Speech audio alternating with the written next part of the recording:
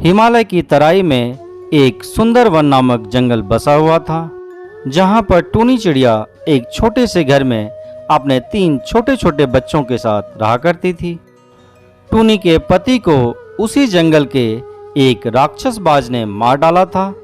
आज का मौसम बहुत ही खराब था। सुबह से ही बहुत तेज बारिश हो रही थी। आज तो सुबह से ही बारिश हो रही है, शाम होने को आ गई, लेकिन ये बारिश रुकने का नाम ही नहीं ले रही है। घर में कुछ भी नहीं है खाने को, मैं क्या करूं? अपने बच्चों को मैं क्या खिलाऊं? मेरे बच्चे भी बहुत भूखे हैं। माँ, हमें बहुत जोरों से भूख लगी है, कुछ खाने को दो ना। घर में कुछ नहीं है खाने को और ये बारिश भी देखो नहीं रुक रही है। मैं कुछ खाने का इंतजाम कैसे करूं बच्चों? रात हो जाती है लेकिन बारिश नहीं रुकती है और बेचारे बच्चे भी भूखे ही सो जाते हैं। अगले दिन बारिश थम चुकी थी और मौसम भी साफ हो चुका था। टूनी और उसके बच्चे 2 दिनों से भूखे थे। बच्चों, बारिश तो रुक चुकी है, लेकिन पता नहीं फिर से होने लगे, इसलिए हमें जल्दी से जल्दी खाना इकट्ठा करना होगा। मैं खाने का बंदोबस्त करने जा रही हूँ, हो सकता है मुझे देर हो जाए, लेकिन तुम लोग घर में ही रहना और बहुत सावधान रहना।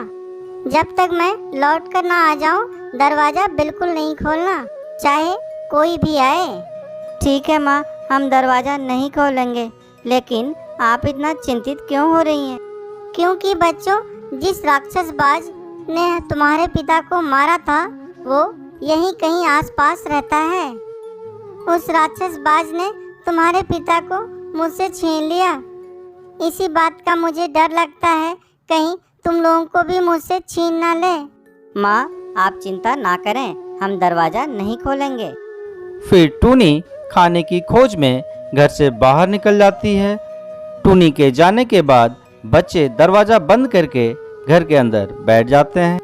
राक्षस बाज पास के ही पेड़ पर छुपा बैठा था और टूनी के जाने का इंतजार कर रहा था, और वही होता है जो टूनी ने सोचा था। राक्षस बाज दरवाजे के पास पहुंच जाता है और दरवाजा खटखटाने लगता है। कौन है?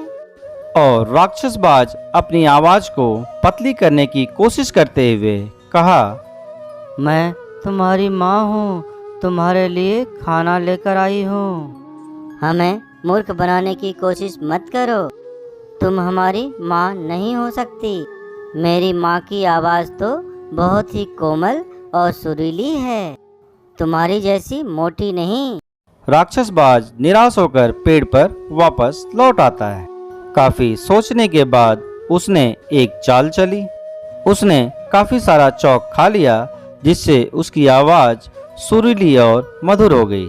बाज फिर से दरवाजे पर पहुंच जाता है और बहुत ही मीठी और कोमल आवाज में कहता है, बच्चों, दरवाजा खोलो, मैं तुम्हारी माँ हूँ। देखो, मैं तुम्हारे लिए कितना ढेर सारा खाना लेकर आई हूँ।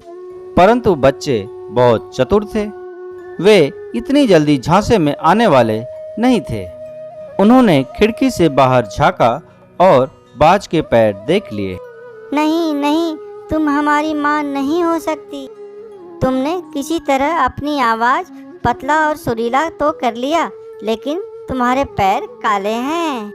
हमारी माँ के पैर दूध जैसे सफ़ेद हैं। धोखेबाज, राक्षस बाज, तुम हमारे घर से दूर रहो। हमें पता है तुम वही राक्षस बाज हो जिसने हमारे पिताजी को मारा था। तुमने हमारे माँ को विधवा बना दिया और हमें बिन बाप का बना दिया। मुंह काला करके भाग जा यहाँ से और दोबारा फिर यहाँ मत दिखना।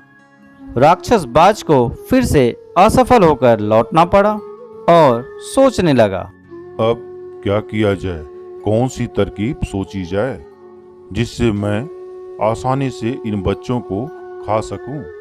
अचानक उसे एक बहुत बढ़िया तरकीब सूझी और वो खुशी से उछल पड़ा।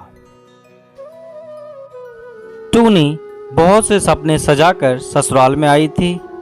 सोचा था टिंकू की नौकरी है, अच्छा घर है, जो तंगी मायके में देखी है वो तंगी ससुराल में नहीं मिलेगी। छोटा परिवार है, टिंकू की 2 बहनें और माँ है, और पिताजी थे नहीं। सोचा था ससुराल में राज करूंगी। कुछ दिन बहुत अच्छे बीते, लेकिन एक दिन पता चला कि टिंकू की नौकरी छूट गई और टूनी के सारे सपने हवा हो गए। अब हम क्या करें टिंकू? खर्चा कहाँ से चलेगा? अभी तुम्हारी 2 जवान बहनें भी कुंवारी हैं और उनकी भी शादी करनी पड़ेगी। ये कैसे होगा सब? क्या करूं टूनी, कंपनी घाटे में चल रही थी इसलिए बंद हो गई। पर तुम चिंता मत करो, सब कुछ ठीक हो जाएगा। ऐसे ही 2 साल बीत गए, लेकिन टिंकू को कहीं पर कोई काम नहीं मिला।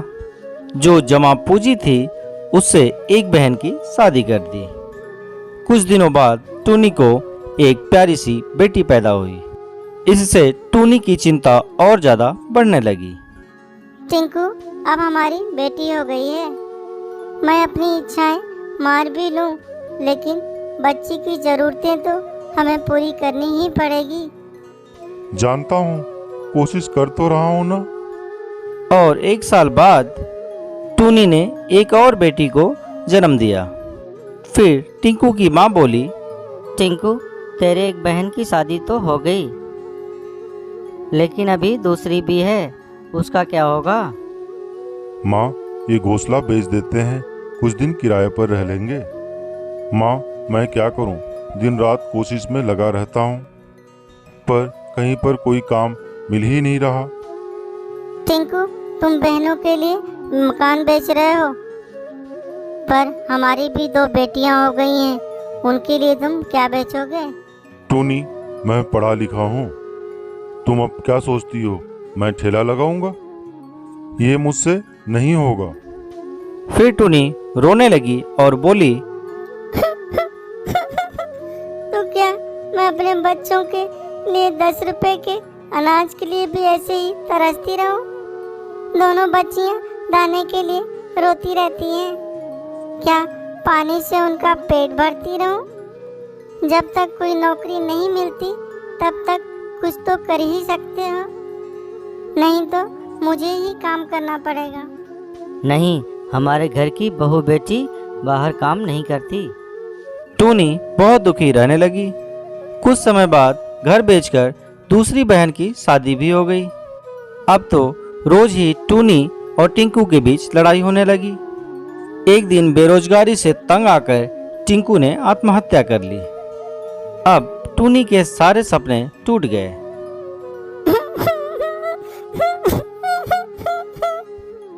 मैं बिल्कुल अकेली हो गई हूँ। अब घर की सारी जिम्मेदारी टूनी के ऊपर थी।